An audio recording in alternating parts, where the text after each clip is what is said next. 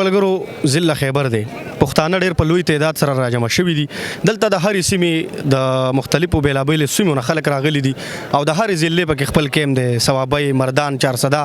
پیښور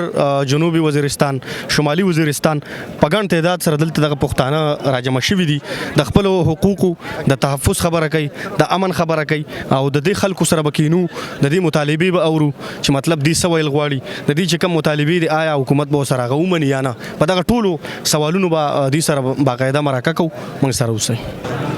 قدرمنو ملګرو د جنوبي وزیرستان یو ډېر محترم مشر چې د هغې دغه انداز ما ته هغه پخواني پښتانه را یاد شو چې ما وکتو نو زه به دا خبر وکړم چې زه پې مین شوم راغلم یو څو خبرې ورسره کوم خو پوښتنه مې ته اول دا ده ملک صاحب که زموږ د پښتنو سره تاسو لږ ځان معرفي کړو چې د څه نوم هم دی د کوم ځای نه راغلي دی او څه مطالبه هم راولې ده نو ډېره مننه به زه ملک عطاالله جان د ځانګړی بادشاه یم او مطالبه دا غونډه د جنوبي وزیرستان مسعود قبیلې نه تعلق لري دا ټول کنه وزیر د ونه وزیر هم را سره دي مطالبه خو مطلب ده چې څه ګیلې هم راوړي دي څه شکوې هم راوړي دي څه غواړئ غوښتل خدا دي کنه چې اوله تاریخونه هم ماته نه دي معلوم چې اوله پرېښودنه شروع شول په موږ د بازارونو بمبارۍ وشوې واورې هوې په هغه واورې کې موږ در په در شوي زموږ کورونه هوران شول که نه تباه او برباد شوي که نه ځناور هم د غاز په وطنو کې پاتې شول په وطنو کې غوا او میښې د غاز پاتې شوې او چې کوم ظلمونه زموږ سره وشول که نه چې څوک ړانده دي څوک ګوډ دي مړه خو زما خیال دی چې په 80,000 نه زیات شول که نه په 80,000 نه کورونه وران دي په جوماتونو کې څه ملي نو داسې زما خیال دی په فلسطین کې هم چېرته نه دي شوي لکه چې کوم کار زموږ سره وشو که نه او اوس هم دا مطالبه چې کوم دا پښتانه په یوه ځای شوي دي دا خو زموږ ډېر زیات خواهش و چې دا ټول پښتانه په یوه ځای شي موږ خپله پرېکړه وکړو خپل فریادونه بیان کړو اوس روډونه روډونه اوس باندې کوتل باندې تاسو په کومه طریقه دلته راغلی مونږ خو پیدل څه په ګاډي کې دا سره غلي خو اوس چې کوم ګروپ راغی د واڼه وزیر وي 72 غنټې کې راورسېدل 72 غنټې کې او دوی خبره کوي چې یوه مسعوده ښځه واکنه او 400 کسان ته یې روټۍ په هکړه به دا غرونو کې زبردست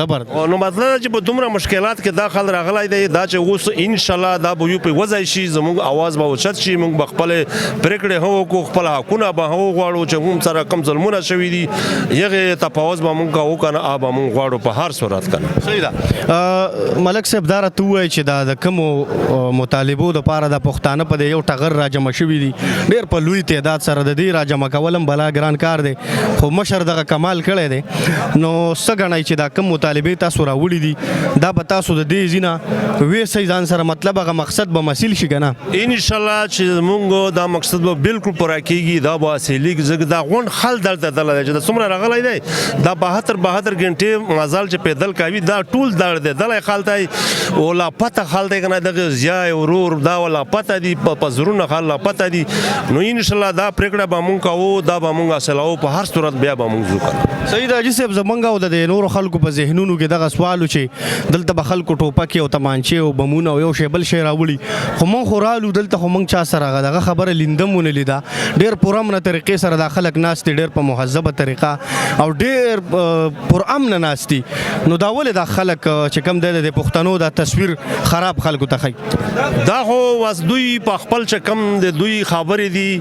حالانکه په پښتانه نه او په قبایل نه منظم خلک په دنیا کې نشته دی دوی خپل یو قانون دا یو رواج دی که نه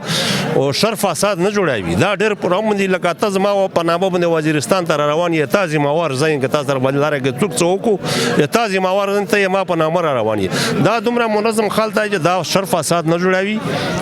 دا ملک د آبادولو والا خلک دی ځکه چې ملک مونږ آباد کړی دی زمونږ لاس دی پکې که نه کشمیر کې مونږ جنګېدلي که نه زمونږ شهیدان شوي دي دا ملک مونږ جوړ کړی دی مونږ آباد کړی دی اوس بیا مونږ آبادوو انشاءالله که دوی زمونږ سره زمونږ په خواهشاتو باندې لاړل که نه لاړل که نه بیا به سوچ ورته کوو چې څه وکړو صحیح ده بس الله دې وکړي چې پښتنو کومه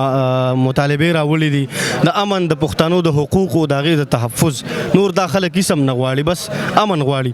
اخره کې بس صرف یو پوښتنه لرم حاجي صاحب ستاسو د اندازه ما ډېر زیات خوښ شو نو دا هم څنګه داسې ځان جوړ کړی دی دا خو زمونږ لباس دی که نه ځکه چې دا خو زه خو دا نور صادر مې هست قدرتی هم داسې دی که نه صادر مې ستا او دا کونټې مې هده دا وګوره که نه دا مې کونټې ده پوه شوې دا مې صادر دی پوه شوې نو مطلب دی چې زه خو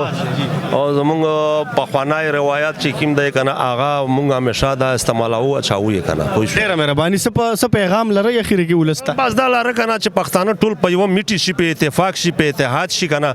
نو دا په دې نه غټه خوشحالي موږ دپاره بله نشته چې ټول پښتانه په یوه میټې شي په یوه وشي یو جان شي یوه وینه شي یوه غوښه شي بس دا انشاءالله ډېره مهرباني ډېره مننه قدرمنو دغه ملک صاحب را سره تاسو واورېدو د دې دغه خبرې د پښتنو دپاره د امن د ورورولۍ او د